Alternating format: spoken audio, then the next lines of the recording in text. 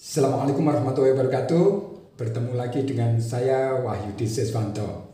Kali ini saya mendapatkan tamu seorang yang istimewa, yaitu Nani Savitri. Siapakah Nani Savitri? Ayo kita tanya. Mbak Nani lahir di mana, Mbak Nani? Saya lahir di Kepanjen. Ya, tahun berapa? Tahun 60. Oh, tahun 60. 61. Iya.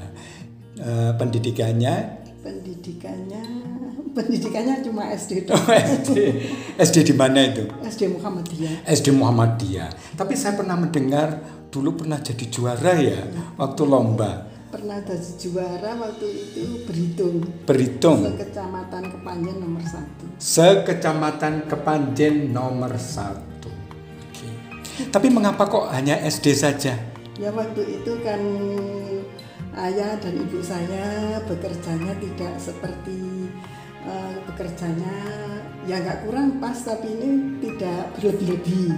Jadi adik-adik saya saja yang menuju sukses dan saya ngalah. Oh, membantu ibu bapak, dan waktu itu saya di kelas 6 SD itu sudah bekerja. Sudah bekerja. Kelas 6 SD sudah bekerja. Oke, Anda bayangkan kelas 6 SD sudah bekerja. Adik-adiknya berapa? Adik saya 4. Adik saya 4, saya 5 bersaudara. 5 bersaudara. Dan adik saya 4 orang. Oh, berarti Mbak Nani yang nomor 1 ya? Nomor 1. Oke. Mbak Nani perempuan, terus adiknya? Adik saya perempuan juga dan sekolah sampai mahasiswa juga dan sukses. Yang nomor 3 juga sampai S3 sampai profesor. Wow, iya. Alhamdulillah sukses juga. Yang keempat juga pernah mengenyam, waktu itu namanya IKIP Malang. Iya. Terus yang nomor 4 juga pernah kuliah di SOP SUB waktu itu. Yang nomor 4. Ya nomor 4, maaf, nomor 4. Terakhir. Iya, yang terakhir. Ya. Yang nomor 5. Yang alhamdulillah sampai sekarang semuanya sukses, semua lebih dari cukup. Alhamdulillah. Alhamdulillah. Iya. Sekarang pekerjaannya apa? Pekerjaan saya jualan di pasar. Jualan di pasar. Iya. Dulu bekerja di kaki lima juga kalau malam, tapi sekarang dengan usia dan musim COVID-19 dan usia yang sudah begitu renta, saya bukan renta. Sudah dewasa. Kelewat dewasa. Iya. Sudah tua, saya tinggalkan. Iya. Saya yang untuk mengaji, untuk apa? Oke. Wah, sekarang untuk ngaji. Jadi waktunya insya Allah untuk ngaji. Baik, katanya dulu waktu SD, setelah SD pernah dapat pelatihan atau kursus. Kursus apa saja yang sudah pernah dilewati? Setelah SD itu bukan kursusnya, itu saya bayar. Bayar? Waktu itu ya SD. Iya. Belum ada. Saya defabel, memang saya defabel. Iya. Terus saya waktu itu kursus, saya kepingin meskipun nggak sekolah, saya kepingin punya kepandaian yang lain. Oke. Jadi saya kursus jahit, kursus salon, berbagai macam-macam kue, dan saya sempat menjadi penjahit. Ya, terus saya lagi ya, kok segala. Sablon. Enggak, sablon nanti sablon. Potong rambut. Iya, potong rambut. Kue, jahit. Potong rambut. Ya. Itu. Pernah sampai buka salon nggak? Ya, pernah. Tapi untuk keluarga. Salon untuk keluarga. Yang mungkin gratis. Yang gratis. Siapa saja yang pernah dipotong? Adiknya? Adik-adiknya itu ya. Bapaknya. Keponakan. Baik, saudara. Jadi seperti itu yang pernah dilakukan. Ketika lulus SD itu yang pernah dilakukan ya. Terus setelah itu jualan di pinggir jalan. Katanya punya toko di pasar. Ya, saya meskipun defabel, saya punya 2 toko di pasar. 2 toko di pasar. Jadi berhasil 2 toko. Itu bukan warisan. Bukan apa-apa. Itu dari kerja kita menabung sedikit demi sedikit. Iya. Sampai saya punya 2 toko. Iya. Wah, saya maha kaya ya. Alhamdulillah. Dan mempekerjakan 2 karyawan. Normal semua itu? Normal semua. Normal semua, saudara. Nah, Ini ketika COVID. Mitra kerja, saya bukan karyawan, dia mitra kerja. Oh, mitra kerja. Saya tidak dia saya anggap karyawan, tidak. Okay. Itu mitra kerja saya. Mitra kerja, iya baik. Saudara, masa-masa COVID ini kelihatannya lumayan apa ya, semua orang mengalami lah, termasuk kelesuan ekonomi. Nah, saya lihat Mbak Nani ini mencoba untuk beralih atau menambah penghasilan apa saja di rumah yang bisa dihasilkan. Apa saja di rumah? Pertama, waktu itu toko memang lesu, pembeli juga berkurang. Tapi saya bisa membaca apa sih masyarakat yang hari ini lagi ngetren. Sekarang waktu itu piyama itu berbagai karakter. Saya sampai jahit sendiri, sampai kan pula biasanya habis. Semuanya pada beli, dan kita pandai-pandai membaca karakter, membaca pasar. Membaca pasar, saudara, membaca pasar. Jadi apa kebutuhan kita bisa membaca pasar, kita insya Allah tidak mungkin kita ketinggalan, mesti ada aja job-job yang masuk. Selain itu saya membuat gaset. Ini gasetnya. Ini gasetnya, saudara, ini gasetnya. Okay. Masker, ini maskernya, ini contoh maskernya. Dan semua dari kain perca.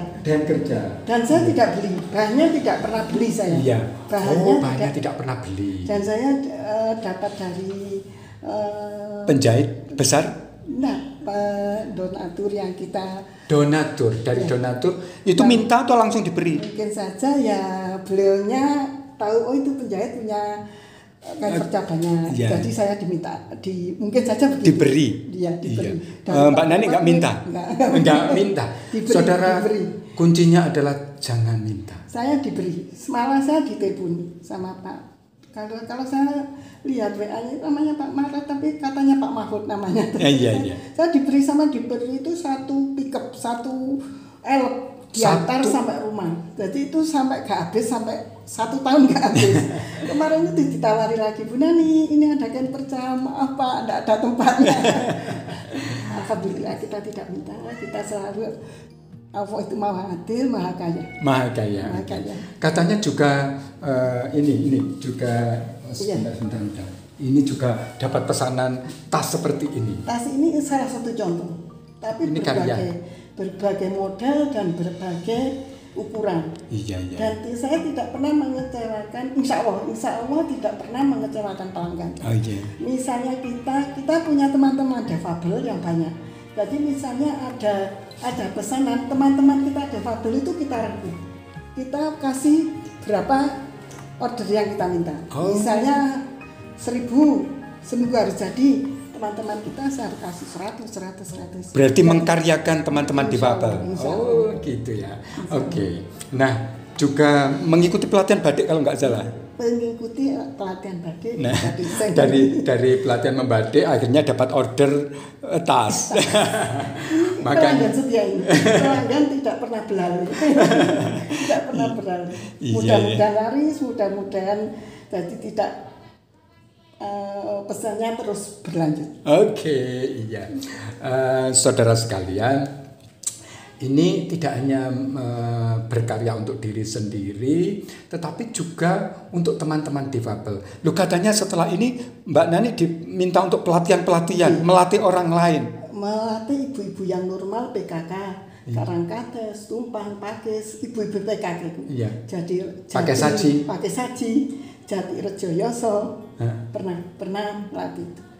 Dan semua saya suka kalau yang saya latih itu berhasil. Sangat suka saya, sukses. Suka kalau orang yang dilatih sukses. Dan menghasilkan uang. Dan saya tidak takut tersaingi. Tidak takut tersaingi. Meskipun situ sukses, saya tidak iri, tidak apa. Saya malah bangga, justru bangga. Kalau orang itu sukses dengan yang saya berikan. Nah, rezeki dari Allah tidak akan beralih. Meskipun di situ lebih dari saya, alhamdulillah. Iya.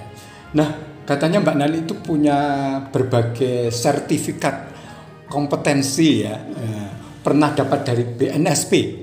Pernah. Kompetisi juga keset itu. Keset ini dapat sertifikat kompetensi dari BNSP sehingga diakui oleh negara secara nasional. selain itu sertifikat apa lagi? Sertifikat macam-macam, segala pelatihan yang saya ikuti. Jadi setiap pelatihan itu mesti akan ada sertifikatnya. Banyak sudah. Mungkin kalau saya pasang itu rumah saya nggak cukup untuk dipikur. Iya. Pelatihan ekonomi, pelatihan macam-macam ya.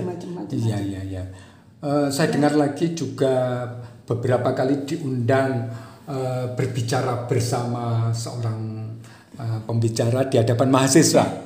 Ya, pernah, alhamdulillah, dari UMM, di UMM, Unbra pernah berbicara di hadapan mahasiswa di Unbra, di UB, menyemangati mereka, juga di UMM. Di UM juga. Keren, alhamdulillah. Saudara, ternyata kemampuan kita itu luar biasa. Kitalah yang sebetulnya membatasi diri karena kita tidak pernah menggali, karena kita juga tidak mau tahu. Oleh karena itu kalau kita mau menggali, mau terus mengasah, insya Allah akan ketemu. Oke, apa pesan Mbak Nani terhadap teman-teman yang ada yang nonton video ini? Saya minta teman-teman jangan iri sama-sama yang kita, meskipun teman kita sukses, kita rezekinya dari Allah dan tidak akan beralih. Jadi kita harus sabar, nerima bukan sabar kita harus nerima ada kita, tapi kita tetap berusaha. Tetap berusaha, tetap kita mencari ilmu. Kata peribahasa, carilah ilmu sampai ke negeri Cina. Iya. Mungkin saja, mudah-mudahan saya juga ke negeri Cina juga. Baik, nanti ada seri berikutnya untuk Mbak Nani. Tapi saudara, sebentar. Tahukah saudara siapa anak adik yang dipotong rambutnya itu? Adalah saya. Profesor Wahyudi Siswanto. Assalamualaikum warahmatullahi wabarakatuh. Ya.